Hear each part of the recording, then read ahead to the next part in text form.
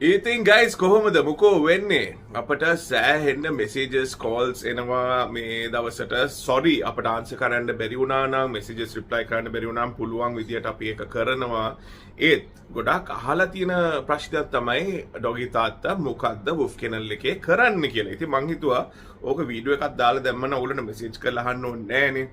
ඔන්න ඉතින් වුෆ් කෙනල් එක තියෙන්නේ මොරටුවේ එගොඩු වෙන අපේ තියෙන බෝඩිං සෙන්ටර් එකක්. ඉතින් ඕගොල්ලෝ රට යනවා නම් නැත්නම් කොහේ හරි ගමනක් යනවා නම් ඕගොල්ලෝගේ බව්ව බබාලා පූසෝ කුරුල්ලෝ හාවෝ ඕන සතෙක්ව තියන්න තැනක් නැත්නම් මෙහෙ තියලා යන්න පුළුවන්. හරිද? ඉතින් කෝල් එකක් දෙන්න 076යි 8යි 4 වතුරේ 826 ඕගොල්ලෝගේ බෝඩ් කරන්න ඕන සතෙක් ඉන්නවනම් අපිට කෝල් කරලා බුකින් එකක් දාගන්න. ඇයි දන්නවද?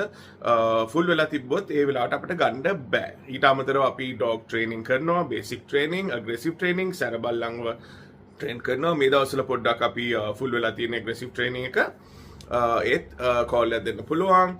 පෙට් ට්‍රාන්ස්පෝර්ට් තියෙනවා.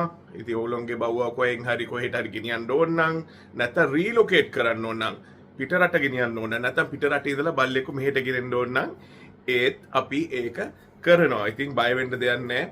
අපි කොටේෂන් දෙනවා. ඔයගොල්ලෝගේ මොනවාද ගේන්න ඕන සතා, ඒගොල්ලෝගේ වයස, සයිස් එක ඔක්කොම කිව්වන් පස්සේ අපි ඉතින් ඔයගොල්ලන්ට කොටේෂන් එක දෙනවා. කැමති නම් ඔයගොල්ලන්ට ගෙනියන්න හෝ ගේන්න කරන්න පුළුවන්. ඊට අමතරව අපේ ග්‍රූමින් සෙන්ටර් එකකුත් තියෙනවා.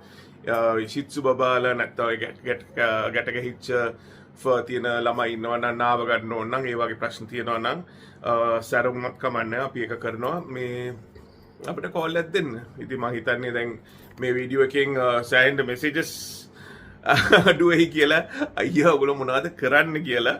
එහෙනම් අපි ගියා. බයි.